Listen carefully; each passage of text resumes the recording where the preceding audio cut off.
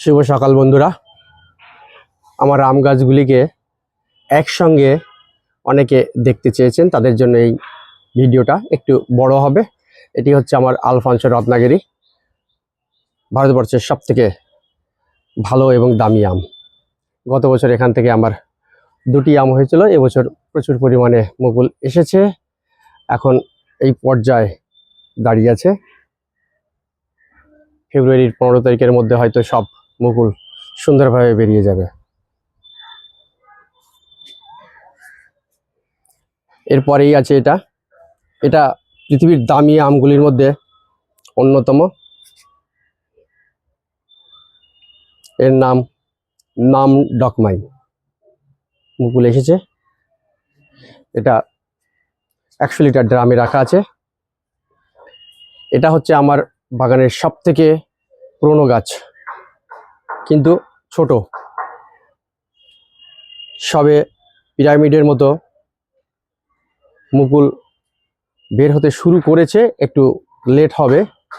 এটা 12 মাসি কাটিমন। এটা একটি খুব বিখ্যাত আম, প্রচুর পরিমাণে মুকুল বেরিয়ে গেছে। এটা এই বেডে রাখা আছে। এর নাম কিং অফ চাকাপাত। ভারতবর্ষের আরেকটি খুব নামকরা আম, তুষার বৈজ্ঞানিকদের সৃষ্টি, খুব বড় জাতের আম,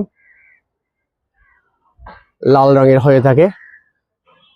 এর নাম অরুণিমা।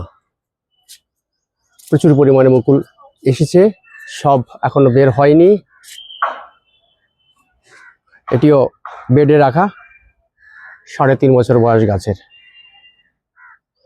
এটি 100 লিটার ড্রামে রাখা আমার একটি আম গাছ। এর নাম ব্যানানা ম্যাঙ্গো। এটি প্রথম মুকুল এসেছে।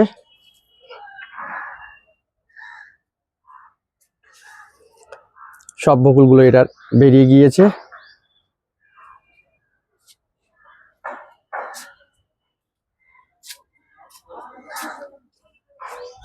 এটি পৃথিবীর আরেকটি ভালো আম।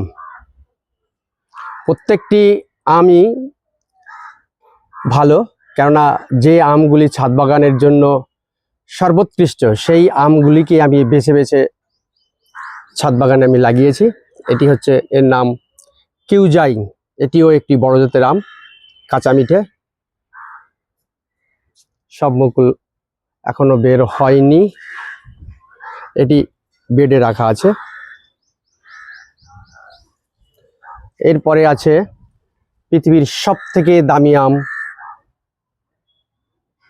সেটি হচ্ছে মিয়াজাকি, যাকে